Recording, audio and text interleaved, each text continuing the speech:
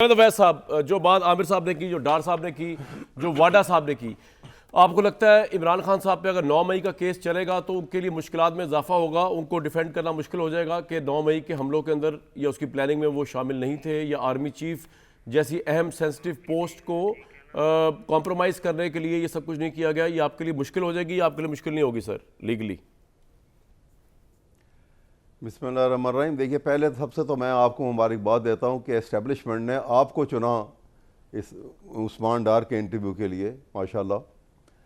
बहरहाल ये अभी जो आपने बात की है ना, इसमें जहाँ तक कि 9 मई का वाक़यात, मैं तो आगे भी बार बार कह चुका हूँ कि ऑर्केस्ट्रेटेड प्लान था ये। जिस वक्त ओपन ट्रायल होगा, क्रॉस एग्जामिनेशन का राइट प्रॉपर दिया जाएगा तो मामलात खुल के सामने आ जाएंगे उसी वक्त। तो ये जो इतने क्लोज लोग, एक तो लीगली साहब देखा जाए, ये मैं आपको बता दूं कि ऑब्वियसली हमारे ना, हम लोग कुरान पढ़ के कुरान से नाबल्द हैं। वो ये कि अल्लाह ताला ने कहा कि जब तक आंखों से ना देख लो, कानों से ना सुन लो, तब तक यकीन ना करो। लेकिन आपने ऑब्वियसली ना आप वहाँ मौजूद थे, ना आपको पता ये इंटरव्यू कैसे हुआ। आपने ये सोचा कि एस्टैब्लिशमेंट ने मुझे चुन लिया। नहीं तो चले सर, मेरी अर्ज तो सुन ले। मैंने तो आपको मुबारकबाद दी है। मैं आपको खैर मुबारकबाद दे रहा हूँ, मेरी रिवर्स मुबारकबाद तो कबूल कर लें सर, मेरी मुबारकबाद कबूल कर लें। उस्मान डार साहब के जहन में कई एंकर्स के नाम थे, अब मैं वो नाम यहाँ लेना नहीं चाह रहा, जो उन्होंने मुझे बताए जब वो उनसे मेरी मुलाकात हुई।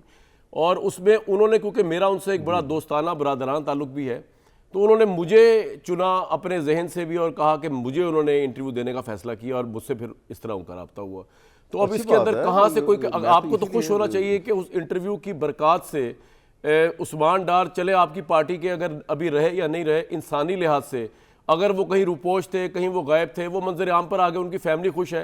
वैसा आप तो अपनी फैमिली से दूर नहीं गए हुए, वो गए हुए थे, वो जो दर्द था वो उनकी फैमिली सह रही थी। आप खुश होना चाहिए इस इंटरव्यू की बरकत से वो वापस आ गए। और मैं कहता हूं अगर इस तरह के कई इंटरव्यूज भी और करने पड़े तो मैं फी सबीलिल्लाह करने को तैयार हूं कि जिसके अंदर फैमिलीज के कर्ब खत्म हो जाए। जी सर, अब आप बात करें, हर चीज पॉलिटिकल नहीं होती, कुछ चीज ह्यूमन भी होती है, कोई ह्यूमन एंगल भी देख लेना सर। नहीं होती, बिल्कुल ठीक है जी, मैं ह्यूमन एंगल से देख रहा हूं इस इंटरव्यू को। अच्छा, मैं आप जी जी जी, मैंने आपकी बात को बुरा नहीं बनाया सर, बिल्कुल आप आपकी बात। जी नहीं, इसीलिए मैं भी आपकी बड़ी खुशी से आपकी, बल्कि आपकी बात सुन रहा हूँ और ये आपकी वजाहत बड़ी वाज़ेह और अच्छी है सर। मैं ये बात कर रहा हूँ कि देखिए, क्वेश्चन ये है कि 9 मई का वाक़या जो है ना, ये वाक़या देखें, हिस्ट्री का जो कलम है ना, वो बड़ा जालिमाना तरीके से लिखता है। हिस्ट्री जब लिखता है, ये आज उसकी हिस्ट्री को कितना डिस्टॉर्ट करने की कोशिश कर लें, आज वाक़यात को किस तरह बना दें आप, लेकिन हकीकत यही है कि जब इमरान खान को गिरफ़्तार किया गया था और वो फ़ौज ने गिरफ़्तार किया था, तो प्रोटेस्ट के लिए ज़रूर लोग वहाँ गए। उसके आगे का वाक़या जो हुआ है, ये अगर जब तक ये इसकी एक डिस्क्रीट ये मैं आपसे एग्री करता हूँ सर, मैं आपसे एग्री करता हूँ, सामने आती, मैं आपसे एग्री करता हूँ बिल्कुल 100%। मैं मियां साहब के पास आ रहा हूँ, जो नहीं हुई, नहीं बिल्कुल होगी सर, होनी चाहिए और इंसाफ होना चाहिए। लेकिन क्विकली वाडा साहब आप जो है, जी सर बताइए वैसा प्लीज। अभी तो वाला साहब ने तो बड़ी बोल लिया, मेरी बात जी बताएं सर, बताएं सर, बताएं वैसा बताएं। मैं ये अर्ज कर रहा हूँ, हाँ जी, मैं ये अर्ज़ कर रहा हूँ कि देखिए, ये वाक़यात बग़ैर इंक्वायरी के आपने डायरेक्ट उसको ट्रायल पे ले आए।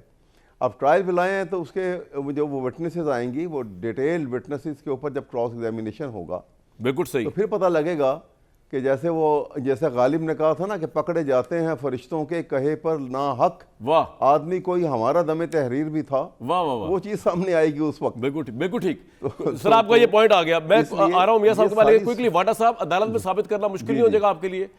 ये जितनी बातें आपने इमरान खान साहब के हवाले से कही कि वो आसिफ मुनीर साहब, बहुत बड़ा इल्ज़ाम है ये कि आसिफ मुनीर की तैनाती रोकने के लिए, उनको ओहदे से हटाने के लिए सब कुछ कर रहे थे वो। वाडा साहब देखिए, कामरान शाहिद साहब, आपने सोशल मीडिया की बात की थी और बिल्कुल आपने ठीक कहा, जिनकी शनाख्त नहीं होती और जिनकी आइडेंटिफिकेशन नहीं होती, उनकी कोई हैसियत भी नहीं होती, अगर इतने बड़े सूरमा और तुरम खान ने और इतना बड़ा तूफ़ान सोशल मीडिया पे मचाया हुआ है और इतने बड़े आज़ादी के अलमदार हैं, तो फिर आज अडयाला जेल के पास आके दिखा दें और बाहर निकलें। ट्विटर पे बैठ के टक करने से तो कोई कुछ नहीं कर सकता। और आपका क्रिटिसिज्म या किसी का क्रिटिसिज्म इसलिए नहीं बनता कि मेरी चॉइस है कि मैं आपके शो पे आकर क्या बात करना चाहता हूं, ये मेरी मर्जी है। आप मैं किसी इंडिविजुअल के पास जाके उसको अपना इंटरव्यू देना चाहता हूं, ये मेरी मर्जी है। True. आप इस चीज को ना डिस्कस करें कि किसने किसको इंटरव्यू दिया, आप इसको डिस्कस करें कि इंटरव्यू में किसने क्या बात कही, और वो बात 12 महीने पहले भी हुई, उसके बाद धरने पे भी हुई, उसके बाद 9 मई पे भी हुई।